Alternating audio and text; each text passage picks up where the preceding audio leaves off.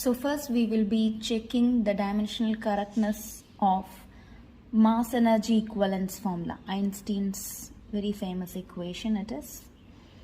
So this equation or this formula says energy and mass are interchangeable or they are different forms of same thing. So here E for energy, M mass and C is velocity of light.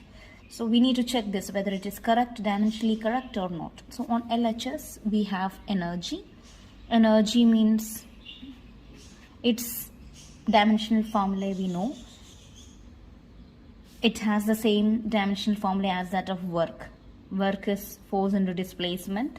Force is ml t raised to minus 2 into displacement L means. So work will have ml square t raised to minus 2 or energy also have ml square t raised to minus 2 as the dimensional formula. So I'm directly writing that ml square t raised to minus 2 as the dimensional formula for energy. Then next is on RHS we have mc square. So we will just write its dimensional formula mc square. It is equal to mass into c means velocity L t raised to minus 1 the whole square. C square it is, isn't it? So ml square t raised to minus 2. Sorry, t raised to 2. Okay. So it will be like m L square t raised to minus 2. Now just see our LHS. This is our LHS. Energy, RHS, mc square both have the same formula. ml square t raised to minus 2. Here also ml square t raised to minus 2. So we can tell that E equal to mc square is dimensionally correct. Okay. So this is a correct formula. Dimensionally correct formula. Secondly, this is the formula to find escape velocity. V is equal to root 2 gm by r. It's the minimum velocity required for an object to escape from the gravitational pull of any celestial body. Okay, so first we will just check its LHS. It is V. We know its dimensional formula is L t raised to minus 1.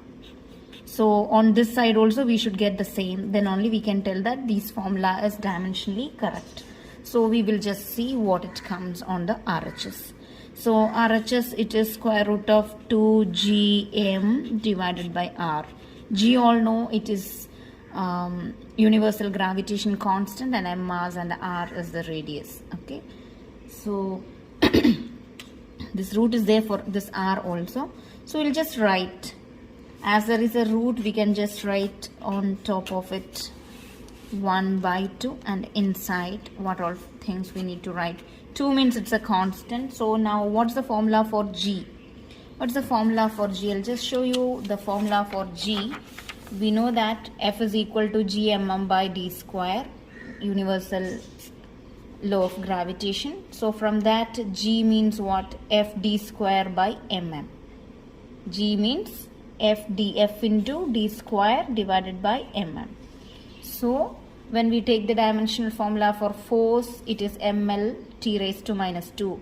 Mass into acceleration. Acceleration is L t raised to minus 2 mass. Then d square it is. F d square, no? So d square means L square. Then m into m is there. So m into m square. So 1m and m cancels. What remains there? 1m is there down. So m raised to minus 1. L, there are 2L, right? L into, and here L square. So L into L square, L cube, t raised to minus 2. So m raised to minus 1, L cube, t raised to minus 2 is the dimensional formula for universal gravitation constant G. So that value we will substitute in this. So here we need to substitute that. For square root we have put already that 1 by 2 in the formula. Now G is m raised to minus 1 L cube T raised to minus 2 into m divided by R means L, radius. So what happens here? M raised to minus 1 and m raised to plus 1. So what happens? These two will cancel out. M raised to plus 1 and minus 1 goes, so it will not appear. Now 1 L is here and 1 L will go here 2 times, so it will be L square. Okay, then T raised to minus 2. So what we will get here now, inside the bracket, L square T raised to minus 2 raised to 1 by 2. So what is that? L square T raised to minus 2 raised to 1 by 2. That is nothing but square root of, right? Square root of this L square T raised to minus L square root of L square means L, T raised to minus 2, its square root is T raised to minus 1. So we got on RHS also LT raised to minus 1. So you see V is equal to LT raised to minus 1.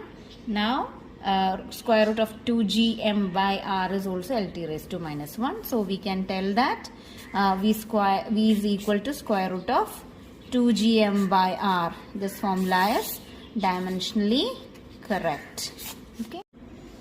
Next, one more formula we will just find it out. That is torque is equal to I into alpha, where these two quantities are new to you. Torque is a turning effect produced by a force, or we can say it is a measure of a force that can cause an object to rotate about an axis. And here I denotes moment of inertia. Inertia, you know, moment of inertia is it is a measure of a resistance of an object to angular acceleration alpha when you just rotate an object about a given axis. It's a measure of resistance offered by the object. It's called moment of inertia, and alpha is the angular acceleration here. Okay, so for this formula we need to check whether it is dimensionally correct or not. And we know torque is force into perpendicular distance. Torque is nothing but force into perpendicular distance it is. So we can tell that it is F into S. So F we know, mass into acceleration. So the dimension formula is mass into acceleration LT raised to minus 2 into S means again distance, no? So L. That is the dimensional formula for torque. So we can write ml square T raised to minus 2. Okay, so LHS we got torque is equal to ml square T raised to minus 2. Now RHS also we'll just check. I into alpha. What is I? I is moment of inertia. So moment of inertia means how we will find it out, that you need to learn the formula. It is mass into square of the distance. How it is? M into L square. And what is alpha? That's the angular acceleration. So angle divided by time square it is. Angle divided by square of the time. Okay. So how does it? Angle means it doesn't have any particular dimensions. So how we will write dimensional formula for I into alpha? I means ml square. So m. So I means ml square as the dimension formula when you write ml square. Alpha means angle, nothing is a. So time square means t square. So how does it comes? ml square divided by t square, no? So t raised to minus 2. How it is now? It is same as our torque is equal to ml square t raised to minus 2, right? So we are getting ml square t raised to minus 2 here also. So LHS is equal to RHS. So we can tell that torque is equal to I alpha alpha, it is dimensionally correct, it is. Okay. We use dimensional analysis to check the correctness of a given equation. We can use this dimensional analysis also to derive an equation. Here comes a question. That is, a planet moves around the sun in nearly circular orbit. Its period of revolution depends on three factors: radius of the orbit, mass of sun, and gravitational constant. But we don't know how much it depends and how the formula looks like. So we need to derive the formula. We understood the period of revolution depends on these factors. By how much, we don't know. So how to derive this formula? We will just check in this video. Also tell like RT proportional to R raised to A. Why we are telling it depends only, it is told, right, in the question. If it is inversely proportional, what we will do? In that case, A takes the value -1. Okay, that's why we are putting the power A. It says depends only, so we will write in this way. So if it is inversely proportional, A takes a negative value. Okay, and if it does not depend also, A takes a 0 value. Okay, so don't worry about that. So T proportional to R raised to A, we can also write T proportional to mass raised to B, T proportional to gravitational constant raised to C. Altogether, T proportional to what? R raised to A, M raised to B, G raised to C, or we may write T is equal to K. That proportionality sign we need to remove, right? So for that we use the value K, and K value, if it affects, can be find out through experiment. So R raised to A, M raised to B, and G raised to C. This is how I wrote in this way. Okay, now we will find out. Now we know that the dimensional formula of LHS should be equal to dimensional formula of RHS.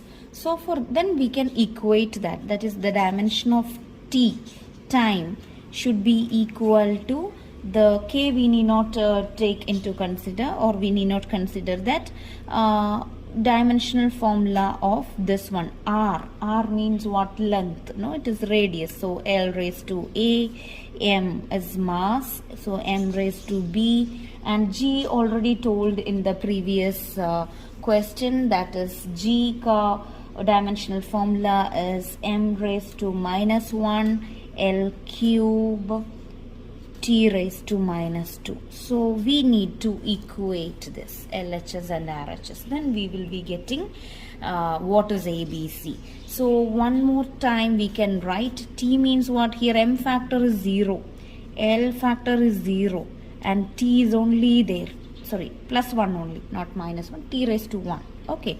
So here equal to what we need to write here? L raised to A and L raised to 3. You can see there. So you can just write L raised to 3,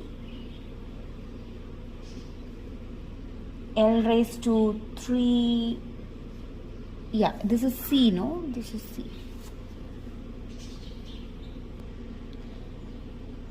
So now we can write in this way. Now we can write this T is in this way.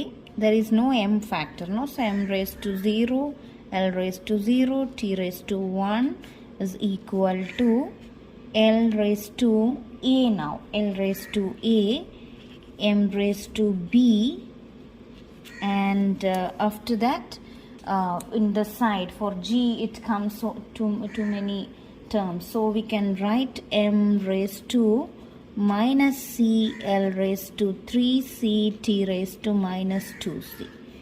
So now when we combine, we will be getting like L raised to, here L raised to A is there, 3C is there here. So L raised to A plus 3C, and M raised to, here B is there, and here -C is there. So B minus C, and next t raised to, there is no t here in the first, second and third one, t raised to minus 2c, this is how it looks.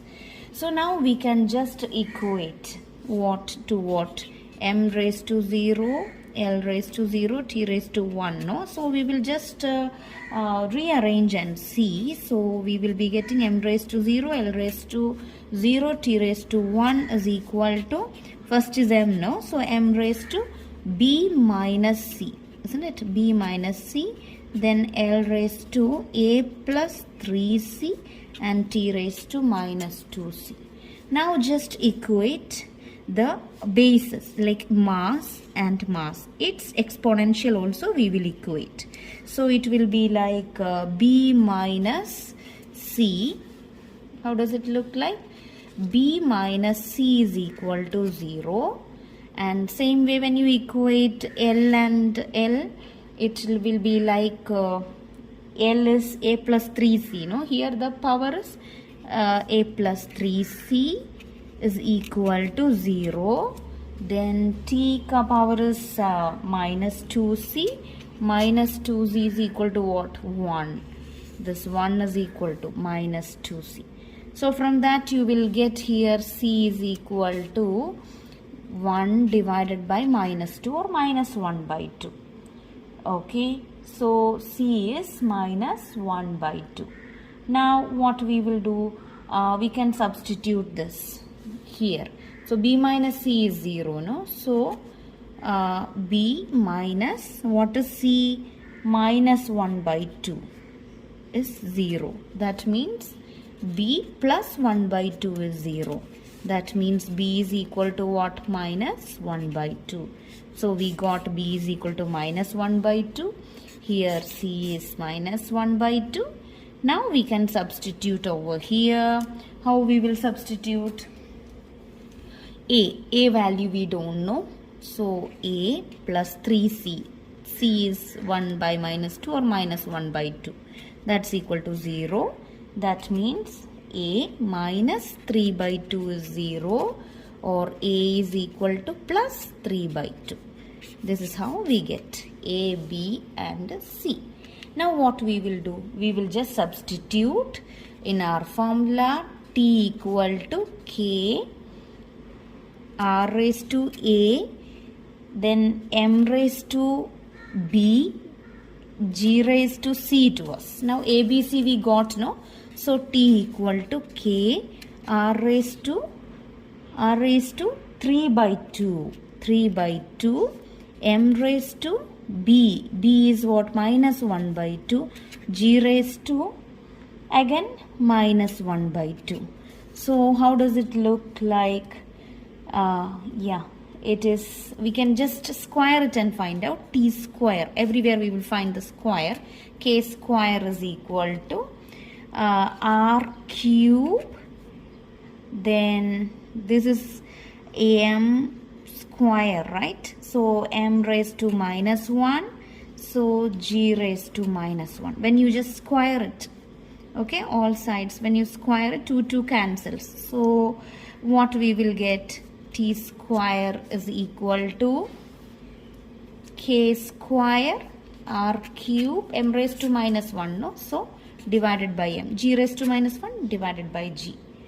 Okay, so this is the formula. T square is equal to k square into r cube divided by mass m into g. Or we can directly tell that how it is depending on the radius of the circular orbit. Square of the time period is proportional to cube of the radius, isn't it? So this is the formula. This is our one of the conclusion of this equation. Okay.